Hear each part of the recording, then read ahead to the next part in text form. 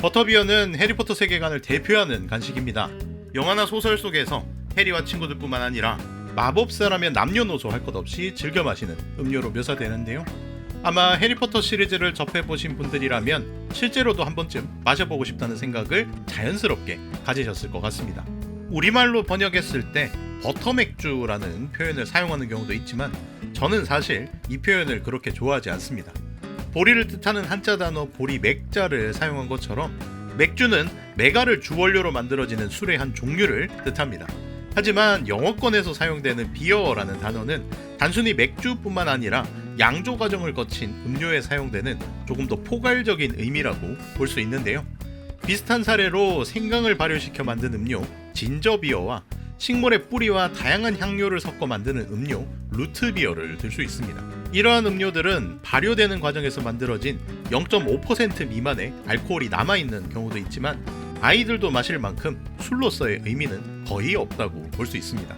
우리가 생각하는 맥주와 비교하자면 버터비어는 알코올이 들어간 주류도 아니고 맥주의 주원료인 메가가 첨가된 것도 아니기 때문에 맥주라고 번역하게 되면 단어적 의미를 포함해 여러 가지 부분에서 오해를 불러일으킬 소지가 많아집니다.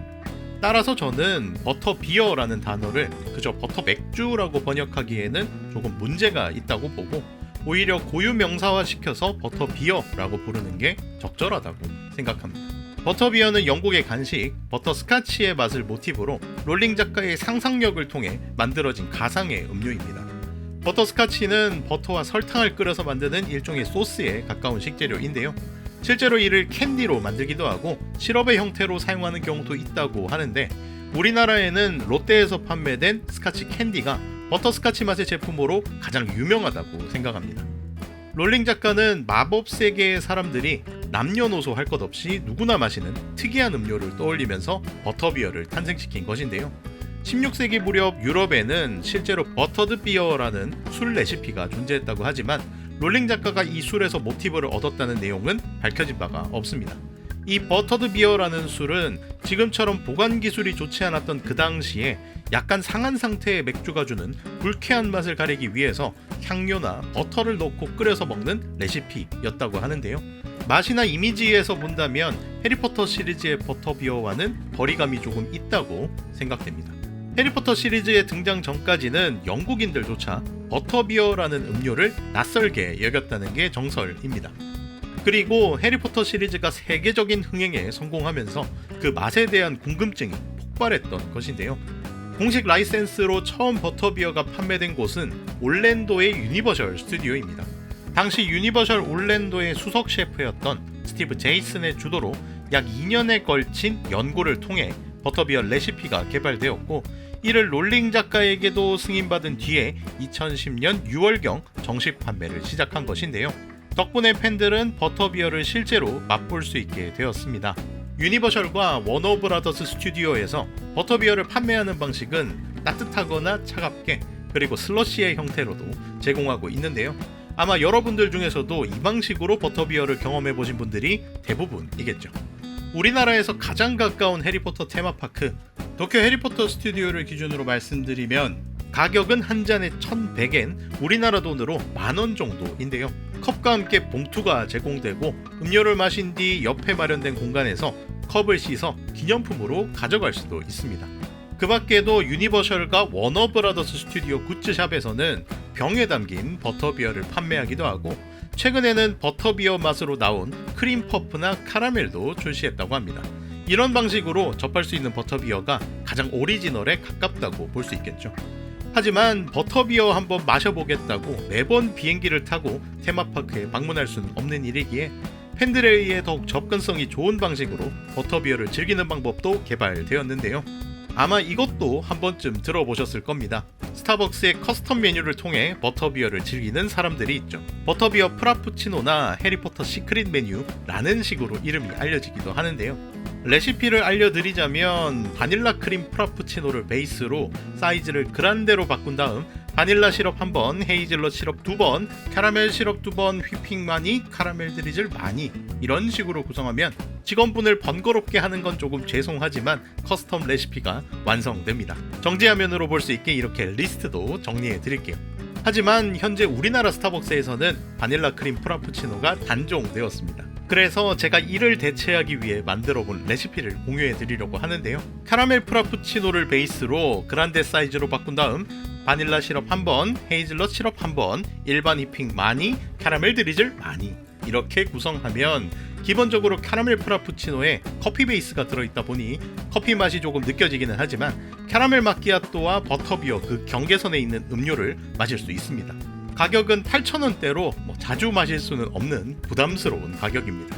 더 맛있는 레시피가 있으면 알려주시길 바라고요. 다음은 이번 영상을 준비하게 된 진짜 이유에 가깝습니다. 이전에 제가 국내에서 유통되는 버터비어를 소개한 적이 있었죠.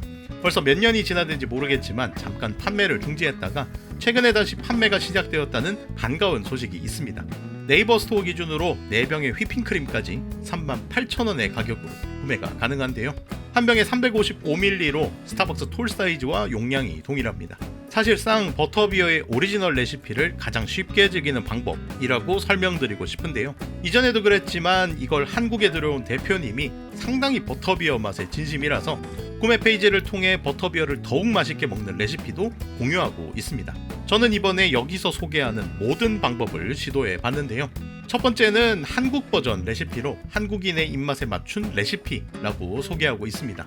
차가운 버터비어에 무가당 휘핑크림을 올려 먹는 방식입니다. 평소에도 저는 칵테일을 즐겨 마시기 때문에 이런 쉐이커가 있습니다만 다이소에서 판매하는 이런 전동 휘핑기로도 충분히 휘핑이 가능할 것 같습니다. 그것조차 귀찮다면 휘핑크림을 믹서기에 살짝 돌려줘도 좋습니다. 한 가지 소소한 팁을 드리자면 음료에 급하게 크림을 때려 넣으면 탄산과 크림이 만나면서 거품이 넘칠 수도 있거든요. 그래서 이렇게 숟가락을 음료의 윗면에 살짝 대주고 천천히 크림을 놓아주면 비중의 차이 때문에 섞이지 않고 깔끔하게 층을 만들 수 있습니다. 칵테일 기법에서 이를 플로팅이라고도 하거든요. 이 레시피는 버터비어가 가진 단맛을 무가당 휘핑크림이 자연스럽게 잡아주면서 맛의 밸런스가 잘 잡힌 레시피입니다. 테마파크에서 먹는 버터비어와 가장 유사하다라고 볼 수도 있는데요. 단 설탕이 첨가된 휘핑크림을 사용하시면 너무 달다고 느낄 수도 있기 때문에 취향껏 선택하시길 바랍니다. 개인적으로도 무가당 휘핑크림을 사용하는 쪽이 더 좋다고 봅니다. 두 번째는 버터비어를 병째 냉동실에 60분 정도 두었다가 슬러시처럼 먹는 방법입니다. 도쿄 해리포터 스튜디오에는 없었지만 미국 유니버셜 스튜디오에 가보시면 프로즌 버터비어라는 메뉴를 팔기도 하는데요. 이것과 비슷한 레시피라고 봐도 좋을 것 같습니다.